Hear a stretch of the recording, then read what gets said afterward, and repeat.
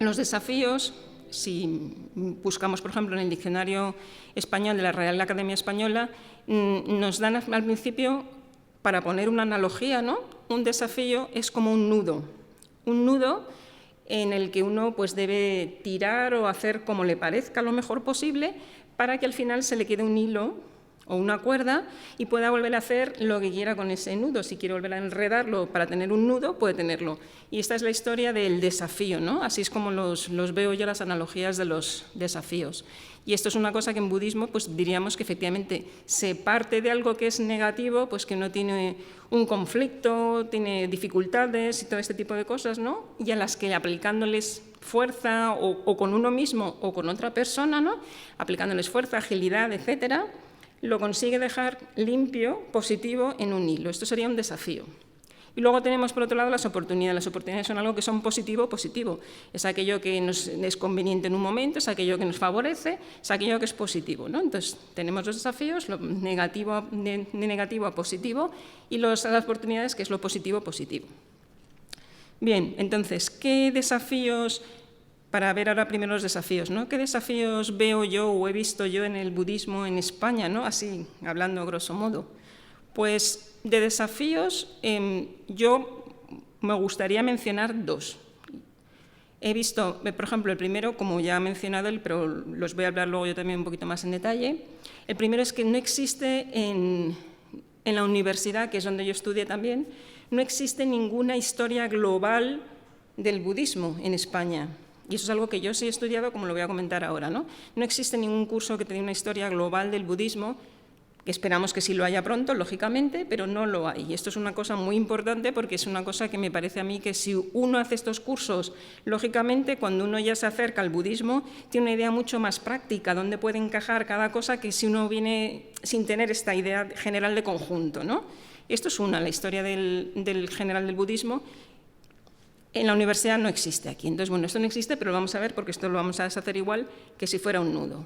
Y luego la otra cuestión también, si uno empieza a familiarizarse un poquito más con el budismo y todas estas cosas, pues empezamos a encontrar efectivamente, uno empieza, por ejemplo, a ir a enseñanzas, empieza a escuchar al maestro y estas cosas, le pueden interesar, lógicamente, y también puede ir a meditación, le puede interesar también la meditación, cómo puede mejorar, qué cosas puede hacer en estas dos prácticas, de escuchar enseñanzas y meditar para mejorarlas, ¿no? Estos son los dos tipos de cosas en las que yo veo que hay desafíos, pero que se pueden siempre ganar. Un desafío, yo como se lo digo siempre a todo el mundo, digo, la vida está llena de desafíos, ¿no? No hay nada que nos aparezca así en la vida que sea una cosa desconocida. Por ejemplo, en el budismo se dice siempre que existen obstáculos.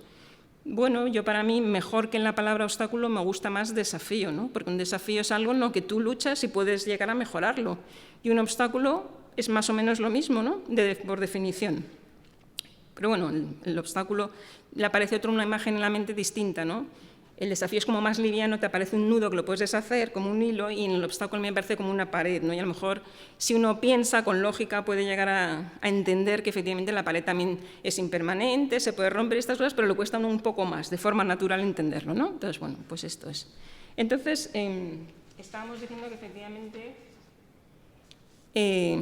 no existen en España todavía, pero esperamos que los haya muy pronto, lógicamente, en las universidades, cursos que te den una orientación básica en la que uno pueda encajar el budismo de cualquier tipo. Por ejemplo, cuando yo estaba en Viena, como ha dicho Armando, ¿no? Yo me acuerdo que haciendo allí arte japonés, no, arte no europeo, la señora que estaba allí, Deborah Kleinburg-Salter, una americana que luego estuvo trabajando en Pakistán y al final acabó en la Universidad de Viena, pues era una señora muy capaz y efectivamente ella nos enseñaba de la parte que ella conocía, que era la India, Afganistán y toda esta zona. Entonces ella nos enseñó, por ejemplo, una clase buenísima que era acerca de un monasterio tibetano en el norte de la India, Tabo. Es un templo precioso, se lo recomiendo a cualquiera que pueda ir, que vaya por favor y que lo vea porque es maravilloso el templo. Además, me encanta que uno llegue y tengan allí el libro de esta señora, que también lo tengo yo, es magnífico. Y de esta manera, pues yo aprendí efectivamente muy por encima, ¿no? Los rasgos básicos, pues cómo era el budismo, quién era el Buda Sakyamuni, cómo se introdujo el budismo al Tíbet, y estábamos en la segunda fase del Tíbet cuando estaba Atisha, cuando se construyó el templo, en fin, estas cosas muy básicas, pero que te ayudan a construir la historia, ¿no?, de cómo se hace esto. Esta es una clase, por ejemplo, me acuerdo que otra clase que tuvimos con ella se llamaba Arte en la India, y el arte en la India era arte budista en la India, no tenía más. Entonces, lógicamente, hicimos lo mismo, ¿no? Pues quién era Buda Sakyamuni, cómo surge el budismo en la India, cómo era el sitio de Bodh Gaya, el sitio de Lumbini, todo este tipo de cosas, las aprendimos igualmente, ¿no?, en estas clases. Entonces, este es el tipo de cosas que vimos con esta mujer, ¿no?, con Deborah Klinburg-Salter, así que yo me acuerdo, ¿no? En fin, rasgos generales, pero bueno, estaban así. Y también una clase, un seminario, no me acuerdo, no era un seminario, una clase magistral, no me acuerdo el qué, había que hacer unas figuritas que eran bodhisattvas, en fin, definirlas, describirlas, todo ese tipo de cosas, ¿no? Bueno, pues esto es lo que había que hacer en la Universidad de Viena. Me acuerdo que estuve en la Universidad de Berlín con un año que me fui de Erasmus, y también en la Universidad de Viena, en la Universidad de Berlín también estudié algo, ¿no? Pero bueno, luego también en la Universidad de Heidelberg fui allí a estudiar y efectivamente pues allí había que hacer también 3 cursos básicos que se llaman proseminarios, que eran también, uno era el arte anicónico del budismo, que nos suena a todos un poco raro, ¿no? Pero no era algo muy sencillo, que simplemente es algo que te explican cómo se representa el arte budista sin usar la figura humana, igual que se había usado aquí en Europa, efectivamente, el arte cristiano sin usar a la figura humana, ¿no? Con peces y estas cosas, con símbolos, a través de símbolos, se usaba de la misma manera a través de las huellas de los pies, ruedas de Dharma, este tipo de cosas, ¿no? Pues había luego otro curso que era el arte icónico. Pues el arte icónico efectivamente te introduce ya a cómo se representa un Buda con figura humana, cómo se diferencia de un bodhisattva, estas cosas básicas, fundamentales, pues que te dan el conocimiento efectivamente que tiene que tener uno, muy básico, y que no son más que detalles de una cultura, de una parte de una cultura, ¿no?, como ya hemos dicho anteriormente, de Asia.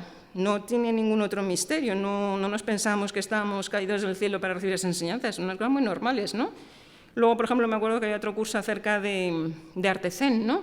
Pues el arte zen, básicamente verlo, ¿no?, cómo había surgido en la India, cómo se había ido el señor a la India, cómo había a China, perdón, en fin, este tipo de cosas, cómo se habían descrito las primeras pinturas, todo este tipo de cosas, ¿no? Es un conocimiento global general, lógicamente, ¿no?, pues que te da la visión de perspectiva, ¿no?, general, efectivamente, que lo tiene yo no muy claro, y dices, bueno, sí, si ahora yo voy aquí a una clase de lo que sea, me puedo enfocar en esto, en esto, en esto, y yo sé que este budismo se dedica al Theravada, se dedica a esto, o el budismo Mahayana se dedica a esto, o este tipo de cosas. Esos son el tipo de detalles globales que yo he aprendido acerca del budismo, efectivamente, normales, acerca de una cultura asiática, como es en sus raíces, ¿no?, pero bueno, que es una cosa así cultural que no tiene ningún otro misterio. Entonces, por esto digo que bueno, ahora mismo no se enseña esto en España en ninguna universidad, pero seguro que se va a hacer en algún momento, estoy segura que sí. Entonces, para que sigamos con la idea del nudo, ¿no? Tenemos hecho el nudo y decimos, bueno, ahora estamos en los desafíos, ¿no? ¿Y esto cómo sé? Si yo no tengo este conocimiento en ninguna universidad ni nada, ¿cómo puedo hacer yo para tener este conocimiento, ¿no? Pues uno podría, por ejemplo, ir a un centro budista, y en el centro budista sí hay cursos de introducción al budismo. No se llama ningún curso de introducción al budismo, tienen otro nombre, pero te dan un curso de introducción al budismo en general en el que tú puedes participar y puedes ir a esto. ¿Qué ventajas o qué desventajas más bien tiene esto? Pues que, lógicamente, si tú no tienes la inclinación hacia un centro budista, no vas a llegar realmente a participar de este tipo de cursos, ¿no? Entonces, esto tiene un poquito la limitación.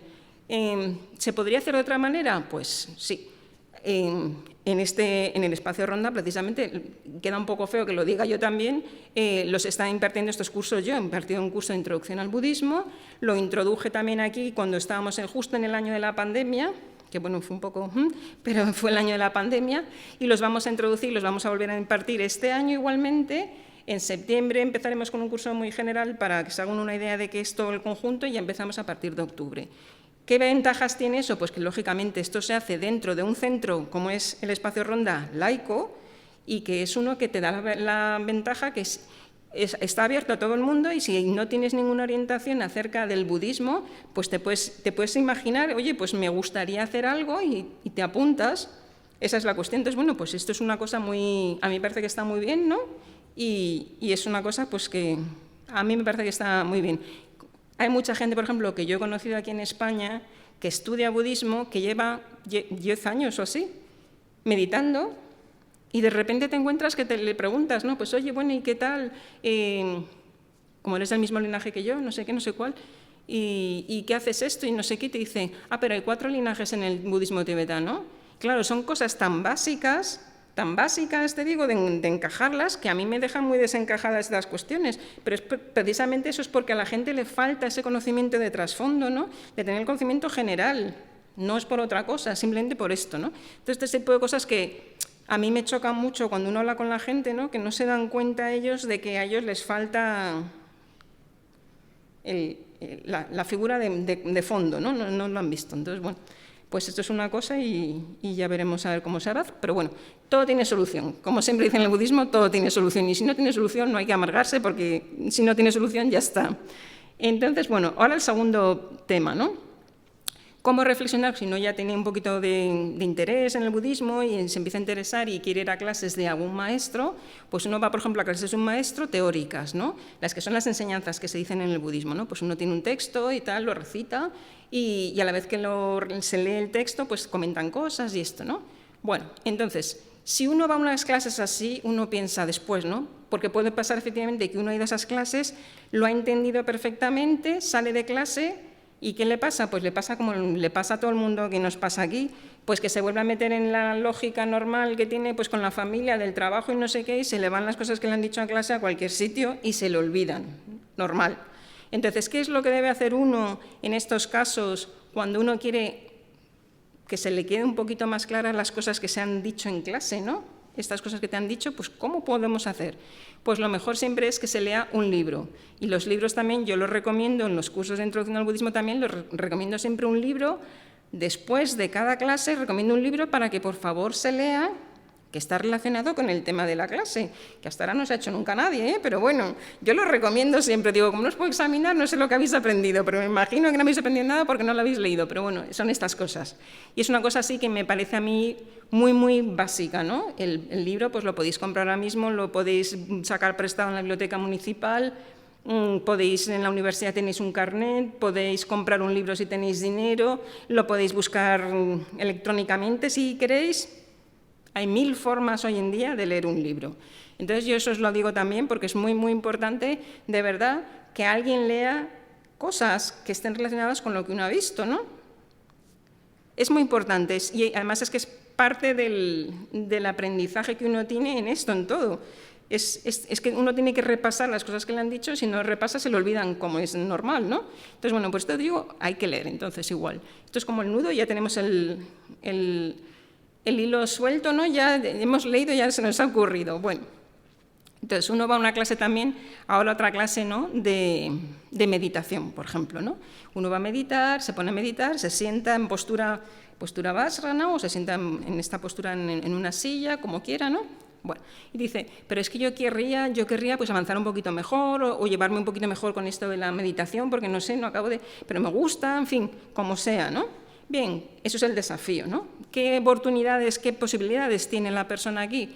Pues yo digo siempre, y lo he practicado yo también, por eso puedo decir que es algo verdadero, el meditar todos los días 20 minutos en tu casa por la mañana. Es algo fabuloso, no hace falta que uno haga nada, uno se levanta por la mañana, por ejemplo, tiene la cabeza todavía pues, con las cosas que ha soñado y con las siguientes cosas que tiene que hacer durante el día, pero lo bueno es que si no se ha puesto todavía con nada, no va a seguir su mente mezclándose en otras cosas, sino que se ponga en ese momento a meditar 20 minutos, que haga una meditación simplemente en calma mental, que es lo más sencillo, simplemente contar la respiración, inhalar y exhalar 1, inhalar y exhalar 2, inhalar y exhalar 3, 20 minutos.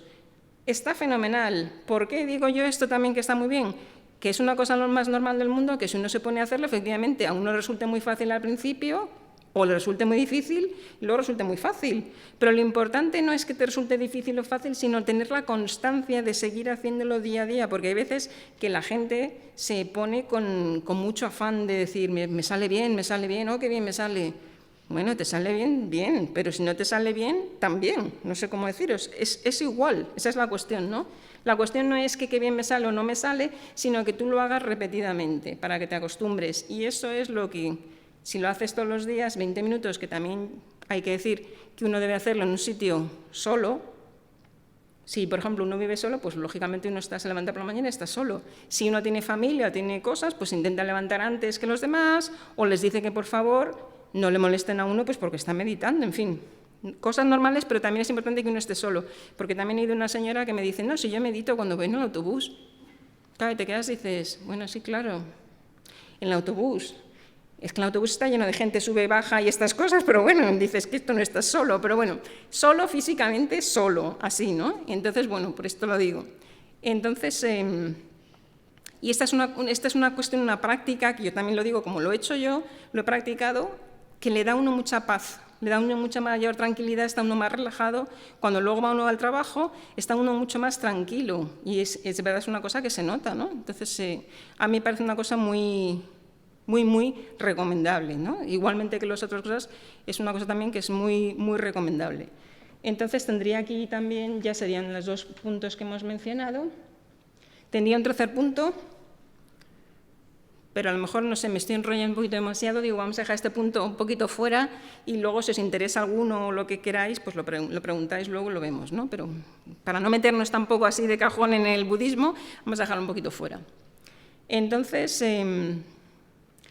sí, luego otra vez las oportunidades, ¿no? Como ya hemos dicho, ya hemos visto los desafíos, ¿no? Estas cosas que tiene uno al principio, pues algo con quien pelearse, o si no tiene que echar el pulso con nadie, ¿no? Pues tiene uno que enfrentarse a las dificultades que tiene cada uno, pero siempre con decisión, ¿no? Esto es el desafío. Ahora las oportunidades es aquello que es positivo. Pues cosas que hay positivas que no nos damos cuenta, muchísimas. Cosas que yo menciono aquí que son desafíos y oportunidades y que vosotros sabéis otras que también son desafíos y oportunidades, muchísimas, seguro igual. Y otras que va a haber que no estoy mencionando, muchísimas igual, porque estas cosas van cambiando constantemente. Yo tampoco estoy diciendo nada del más allá, ¿no? O sea, yo menciono una serie de cosas aquí porque son las cosas en las que yo he reflexionado cuando me han pedido esta conferencia, ¿no? Pero vosotros habréis reflexionado igualmente sobre las cosas que os parecen desafíos y oportunidades, tendréis otras ideas, serán igualmente válidas, que conste. No se puede decir que no, simplemente estamos mencionando aquí unas pocas. Entonces, voy a ver un poquito de agua, en las oportunidades.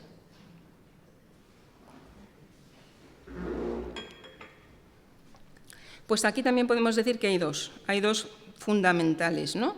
¿Qué oportunidades tenemos que siempre son oportunas, siempre son convenientes a nosotros y que nos ayudan a acercarnos al budismo, ¿no? Pues una, diría yo, es una cosa fundamental, estamos en el siglo XXI en España, es, si uno está estudiando, que uno coja una beca y se vaya un año al extranjero.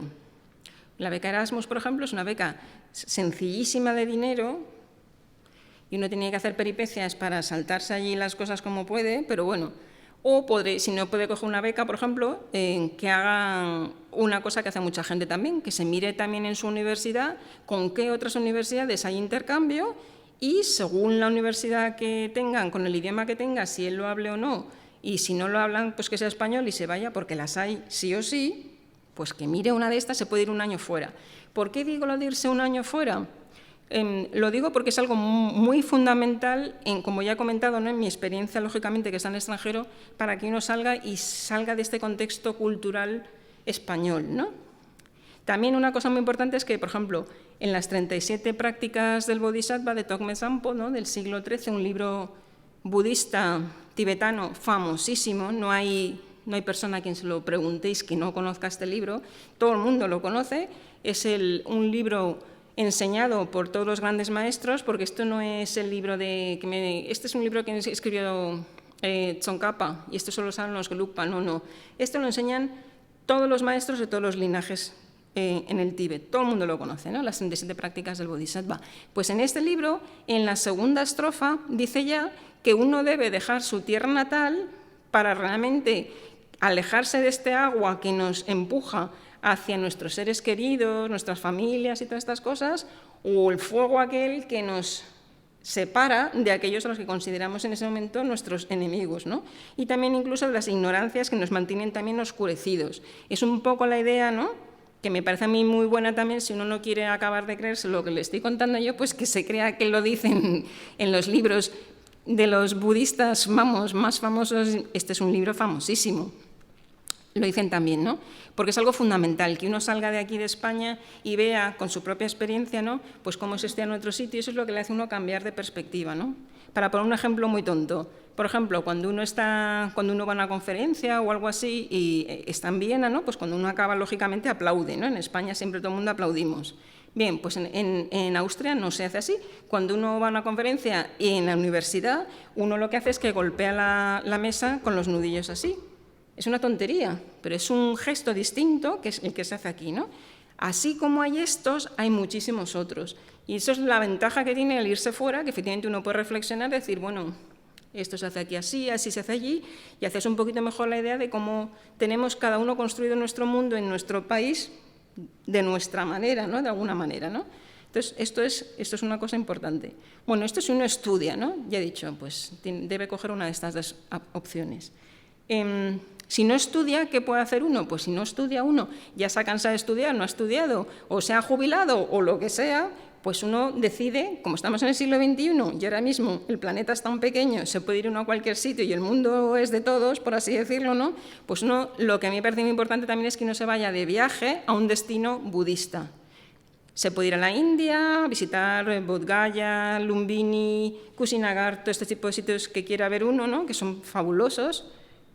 O se puede ir a Sri Lanka, que es un país budista, la isla pequeñita que está abajo, que es preciosa también. O se puede ir al Tíbet, si quiere, que yo no he estado nunca, o a Nepal, o a Tailandia, o a Myanmar, que ahora mismo está muy difícil. En fin, donde quiera irse, pero donde vaya, tiene la ventaja que también allí va a ver efectivamente cómo se practica el budismo. Porque hay muchísima gente aquí que yo conozco, que llevan no sé cuántos años practicando el budismo, que no han estado nunca jamás en ningún sitio budista. Os digo, es una cosa que a mí me cuesta a veces creerlo, pero es algo así. O sea, no son cosas así que me parece una cosa muy normal. Si a vosotros os interesa el budismo, pues lógicamente, oye, hacer un viaje que os venga bien al destino que queráis, estad un tiempo allí, lo veis y tenéis otra ya aproximación al budismo. Y es muy bueno porque efectivamente veis la diferencia entre qué es lo que se practica en mi país y qué se practica aquí en este en el que yo estoy. Pueden ser muy distintas las cosas. Por eso os lo digo, ¿no? Esta cosa. Entonces, bueno, estas son las oportunidades. Luego hay otra oportunidad también cuando uno le empieza a interesar un poquito más ya el budismo y se empieza a meter ya un poquito más en tema, ¿no? Pues uno piensa, bueno, pues a ver qué es lo que puedo hacer yo y que está dentro de mis posibilidades con el idioma, ¿no? En español, que es este idioma en el que hablamos todos en este país, pues uno puede coger este idioma, el español, y decir, bien, voy a ver qué palabras hay en español que expresen mejor mi idea que yo tengo acerca del budismo. Por ejemplo, la no violencia o el que no quiero criticar a la gente tanto, con unas connotaciones, ¿no?, a veces en español muy pesadas, ¿no?, negativas o positivas, y a eso le pesa a uno mucho y dice, bueno, voy a buscar qué palabras hay en español en el vocabulario en el que yo tengo. Lógicamente, eso lo puede hacer cualquier persona. Yo me acuerdo de los escritores antiguos que, bueno, eran fascinantes. Yo me imagino que habrá la misma gente exactamente con el mismo interés, ¿no? Entonces, ¿cómo puede buscar uno las palabras en su idioma que expresen mejor? La idea, si uno la va adquiriendo, efectivamente, de qué manera me puedo expresar yo mejor, ¿no?, a través de estas palabras. Voy a poner un ejemplo, ¿no? Por ejemplo, cuando se usa la palabra culpa, ¿no? A mí la palabra culpa no me gusta nada, porque la palabra culpa es como si te cayera encima que tú tienes la culpa de hacer algo, es como si te cayera encima un horror que has hecho y que no te lo puedes quitar de encima. Es como si fuera algo negativo totalmente, además no hay forma de quitar eso de encima, ¿no? Es una cosa totalmente, me parece a mí negativo, ¿no? Por ejemplo, no se dice aquí en España nunca fulanito, el arquitecto de la puerta de Alcalá delante del Retiro, está construida esta puerta por culpa suya. Es que eso no se dice, porque no es culpa suya porque no ha hecho nada malo en contra de la puerta, ha hecho algo positivo, ¿no? Entonces, por eso digo que es una palabra que tiene unas acepciones, unas connotaciones muy negativas, ¿no? Culpa. O cuando se dice también esto es culpa tuya, ¿no? Pues a mí la palabra que me gusta más usar, por ejemplo, no es culpa, sino es responsabilidad. Esto es tu responsabilidad. Responsabilidad es una palabra mucho más neutra. Si es positiva o negativa, si uno quiere no lo dice, si uno quiere lo dice, efectivamente, pero ya no está uno tachando a la otra persona, ¿no? Con esto de decir culpa, con este carácter tan negativo, ¿no? Eso es una cosa que me parece importante. También otra cosa que me parece a mí curiosa es cuando uno dice suerte. A mí es que no me gusta que se use la palabra suerte, ¿no? Por ejemplo, le cuentas a alguien algo y te dice, ¡ay, qué suerte has tenido!, ¿no? Y es que esto me acuerdo precisamente cuando estaba yo aquí en Madrid y estábamos en una reunión o una recepción o algo así que había en la Embajada de Japón. Pues lo típico, está uno ahí vestidito, estas cosas, y llegan, te viene a preguntar, ¿no? Bueno, ¿y tú qué haces? Y no sé qué, pues le cuentas tu película y tal y cual, no sé qué. Y dice, ¡ay, qué suerte! Y a mí, aquello que me dijeran que qué suerte, me sentó muy mal, la verdad, aquella vez, porque... Y se lo dije, le dije, qué suerte no, le dije, qué mérito he tenido haciendo las cosas que he hecho, qué esfuerzo he puesto en las cosas que he hecho, qué bien las he hecho, cómo se ha notado y cómo se ha fijado la gente en mí. Porque, qué decir, qué suerte, me parece una cosa tan... absurda, en fin, no dice nada, ¿no? Entonces, a mí, por ejemplo, lo de suerte no me gusta, ¿no? Digo, si cuando te dices suerte, dices, pues dices, buen karma, mal karma, o no digas nada, o que te vaya bien, pero no digas qué suerte, ¿no? Es un poquito estas cosas que tiene cada cosa con su palabra. A mí hay cosas que no me convencen, ¿no? Bueno, pues está esto en el vocabulario del español, que uno puede pensarlo lógicamente y buscar definir palabras determinadas para decidir efectivamente si se puede quedar uno con estas o no, o a ver cuál le gustan a uno más o no. Pues esto es efectivamente acerca de las oportunidades que tenemos. Ya digo, estas son oportunidades que yo creo que normalmente no sabemos que tenemos tantas oportunidades, pero habrá otras que tenemos que yo no estoy mencionando aquí y vosotros las sabéis igual, u otras que yo tampoco digo y se pueden mencionar igualmente, ¿no? Entonces, con relación a los desafíos y oportunidades que tiene uno en el budismo en España en relación a acercarse al budismo y cuando se acerca uno un poquito más a concentrarse en el budismo, este tipo de cosas, bueno, pues estas eran las cosas que se me habían ocurrido a mí más o menos grosso modo, ¿no? Yo había buscado aquí una cita que me parecía muy interesante, que es una cita de también un señor que yo he estado leyendo hace poco, es un libro del Sutra del Corazón, me parece que está sacado por la editorial Kairos en Barcelona, y es uno que es el maestro Khenchen Sherab Rinpoche, un maestro Nyingma, y era el momento en el que él tenía que irse del Tíbet, él había decidido que se iba a ir del Tíbet en el exilio, se iba a ir en ese momento a Nepal, y estaba despidiéndose esa noche de su maestro, que era el abad del monasterio. Entonces él estaba diciendo, pues se entiende, ¿no?, que pues vente conmigo, o vente, o algún momento, o algo así, ¿no? Dice que el maestro solo le dijo estas palabras, que las tengo aquí apuntadas, a ver si las recuerdo. No importa con qué tipo de karma te encuentres, no desvíes tu mente de las 3 joyas. Y esta es una frase que a mí me parece sensacional, porque es una frase tan sencilla, tan tonta, por así decirlo, ¿no? Pero que es una frase que lo llena todo, ¿no? Porque efectivamente te dice, da igual si te pasa karma negativo, nefasto, en el que tú puedes estar sollozando, incluso se te olviden todas las cosas, ¿no?, que has aprendido aquí.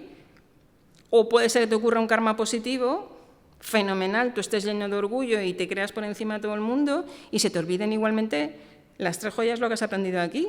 Entonces, como hemos visto, yo lo digo siempre, ¿no? Es una cosa muy básica, digo, si la vida no es más que desafíos, es un desafío detrás de otro, pero que uno se lo toma de buena manera, ¿no? Y oportunidades y desafíos, oportunidades y desafíos. Entonces, lo importante de todo esto no es qué haces con esto ni qué no haces. Tienes que luchar, tienes que hacer estas cosas, lógicamente, ¿no? Pero lo importante de todo simplemente es, como decía el maestro de este señor, es que no te olvides jamás de las 3 joyas, ¿no? Las 3 joyas, Buda, el Dharma, que son las enseñanzas budistas, y la Sangha, ¿no?, que es la asamblea. Dentro de estas 3 joyas, la que se toma normalmente por la más verdadera son las enseñanzas, porque el Buda Sakyamuni se iluminó en base a las enseñanzas. Cualquier persona después que ha venido, se ha iluminado exactamente en base a las enseñanzas. Entonces, no importa cuál de las tres, las enseñanzas siempre va a ser la mejor, ¿no? Entonces, a mí eso es lo que me parece fundamental cuando uno dice, no, es que he visto la gente un poco perdida en el budismo, ¿no?, hoy en día. Pues efectivamente puede estar uno perdido si uno no tiene la capacidad de recordar constantemente, y esto es algo también que se dice en el budismo, y yo creo que esto como es una cita de un budista tibetano, pero se puede aplicar igualmente a todo el resto del budismo, incluso a sufismo, a cristianismo y ateísmo, a lo que uno quiera, efectivamente, me parece una cosa muy lógica que si uno consigue constantemente recordar, ¿no?, cuáles estos puntos en los que yo me estoy fijando, en ese sentido no va a encontrar uno gente ni perdida, ¿no?, ni mucho menos, como se encuentran a veces a la gente que dice, efectivamente han pasado muchos años y yo también los veo a veces perdidos, ¿no? Digo, la gente no tiene clara, no ha hecho el enfoque y ha puesto claras, ¿no?, cuáles son mis determinaciones ni qué cosas tengo yo para ver por delante, no lo ve así claro, ¿no? Entonces, bueno, pues esto es lo que yo definiría en principio como desafíos y oportunidades dentro del budismo en España, ¿no?, que tuvieran un encaje, un enfoque que lo encajara todo para poder ponerlo allí y luego, efectivamente, no olvidarse jamás, te pase lo que te pase, jamás, no te olvides jamás del significado del budismo del que tú has cogido, ¿no? Esto sería la cuestión. Bueno, pues si queréis, os voy a explicar aquí lo del tercer punto ese que me he saltado, que no os lo había mencionado tampoco porque me parecía un poco lioso, ¿no? Pues este era el punto que ya me he mencionado, efectivamente, en lo de desafíos, ya metiendo ya un poquito más en serio, ¿no? Esto hablaba de un momento cuando yo me acuerdo que me hice monja, ¿no? Y es una cosa que efectivamente se dice, o que se dice, bueno, que se ve en España, ¿no? ¿Qué desafíos hay en España cuando uno se hace monja? Pues el desafío primero que tiene uno es que no hay monasterios para monjas, hay monasterios para monjes. O sea, si tú eres un hombre y te haces un monje budista, puedes ir, por ejemplo, a unos monjes que tienen en Cataluña, no me acuerdo dónde, por ahí por los Pirineos, creo que es por ahí, ellos tienen un monasterio. O puedes ir, por ejemplo, a Daxan Kagyu o algún sitio parecido y puedes tener allí una casa. Pero no hay ningún sitio en España en el que se haya construido todavía, que yo sepa, ninguna casa, ningún monasterio para monjas. Y esto me parece una dificultad grande, efectivamente, cuando uno se hace monja, ¿no? Me acuerdo cuando yo me hice monja también con una chica aquí en Madrid y otro señor que, bueno, pues ha fallecido el pobre Ariel, pero bueno, y la señora estaba en su casa, yo estaba en mi casa y lo comentábamos muchas veces, ¿no? Decíamos, pero es que nos falta un poco de compañía y de sabor, ¿no? Y al final ella se fue a vivir, se ha ido a vivir al sur de Francia, en Alanda, que es un sitio en el que efectivamente tienen una casa de monjas, en lo que las mujeres, las monjas, la han cogido la casa para ponérselas ellas por su cuenta. No ha sido nada organizado, que conste, pero ha sido una cosa así directamente que se les ha ocurrido. Pero es que, bueno, yo me fui a Bodh Gaya a la iniciación de Kalachakra, pero no hay en España ningún monasterio de monjas, y a mí eso es algo que me parece que también, lógicamente, yo lo digo aquí, y si hay algún patrocinador que por favor nos lo diga, porque nos encantaría a todos tener una casa de monjas, aunque sean distintas ramas de budismo, pero sería maravilloso. Entonces, por eso también eso es una cosa muy importante y también estaba ya un poquito más centrado, ¿no?, cuando uno ya es budista y estas cosas. Entonces, pues, por eso lo había dejado fuera. ¿Cuáles son las tres joyas? Sí, las tres joyas son, ya lo he dicho, pero lo repito, las tres joyas en las que uno toma refugio.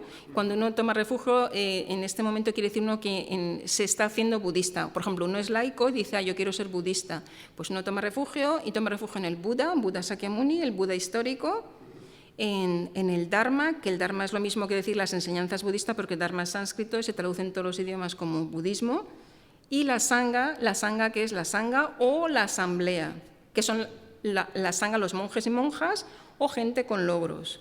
Estas son las tres joyas. La comunidad, de alguna manera, la asamblea o la comunidad. Exactamente, vale, sí. Vale. Aquello, y como se dice también muchas veces, se compara con la analogía también del médico, el Buda, la medicina, el Dharma, o las enseñanzas, y la enfermera, la asamblea o la Sangha. Ya que el budismo no tiene referencias de dioses que puedan influir, es compatible, es útil mezclar el budismo con una religión en la cual haya dioses. ¿Es recomendable mezclarlos o mejor que no? Sí, pues mira, en el budismo se habla de 6 reinos de existencia. Si vamos desde el más inferior al más superior, vamos desde el reino inferior, que son los reinos infernales, los demonios, el segundo, que sería el reino de los pretas o los espíritus hambrientos, el tercero sería el reino de los animales, en el cuarto ya estaríamos en los seres humanos, que somos nosotros, el quinto estaríamos en los semidioses y el sexto, el último, el más alto, serían los dioses. Lo que pasa es que en estos reinos, que me imagino que sería esto de lo que tú estabas hablando, ¿no? De los reinos, que si tomáramos una cosa, me decías de mezclar un culto que tenga que ver con dioses y el budismo, ¿no? Estos 6 reinos se consideran en el budismo que no ha salido uno del samsara, de la existencia cíclica, y sigue uno enrollado. O sea, cuando uno renace, por ejemplo, ¿no? Como un dios, también después de X tiempo, esa persona o ser o lo que sea va a volver a renacer otra vez de nuevo en otros de los 5, o va a volver a renacer como Dios, pero va a volver a volver a empezar. Entonces, que si es mejor o no, hombre, yo creo que, como dicen también los textos budistas, siempre dicen que debe tener uno la mente enfocada en un punto. En un punto se refiere a una religión. Si uno, por ejemplo, hay veces cuando uno hace la toma de refugio, ¿no? Se dice muchas veces que uno no debe tomar otra religión. Si uno toma el budismo, tiene el budismo, pero no tiene otras religiones. Entonces, eso es lo que se dice. ¿Qué es lo que se hace? Aquí, como se puede ver en España, hay mucha gente que efectivamente cree en la Iglesia, en Cristo y estas cosas, y cree en el budismo. Entonces, yo sinceramente creo que es mejor quedarse con un enfoque el que le parece a uno, pero cada uno como quiera. Conceptualmente, el budismo es un sistema de vida, una religión, las dos cosas juntas. ¿Cosas influye? ocultas? Un sistema de vida, ¿Una religión? una religión. ¿Y qué era lo tercero? Las dos cosas juntas. Las dos cosas juntas. Sí, yo te iba a decir que son las dos cosas juntas. El budismo se ha visto en Occidente cuando se trajo aquí en masa, a finales del siglo XVIII, cuando estaba Inglaterra en la India, y estas cosas lo habían un poco masificado y esas cosas, y como nos vino aquí estas ideas del budismo y todas estas cosas, se empezó a enseñar en Occidente, como Occidente en ese momento era laico, lógicamente, ya no queríamos un gobierno que fuera teocrático ni nada de estas cosas, porque nos habíamos quitado estas cosas, queríamos gobiernos laicos, ¿no? Entonces, por este tipo de cuestiones fue por aquello en lo que se adoptó de una manera lógica hacia el público, que el budismo no era una religión, sino una filosofía de vida. Entonces yo digo, da igual si tú dices que es una filosofía de vida para ti o es una religión. Te digo la verdad, a mí me da igual. Pero oye, que lo que quieras tú prefieras decirlo es lo que es lo más conveniente. Igual que si dices que el cristianismo es una filosofía de vida, pues ¿por qué no? Bien, pues gracias a todos y terminamos aquí y invitaros para la próxima. Un aplauso. Pues muchísimas gracias a ti. Gracias.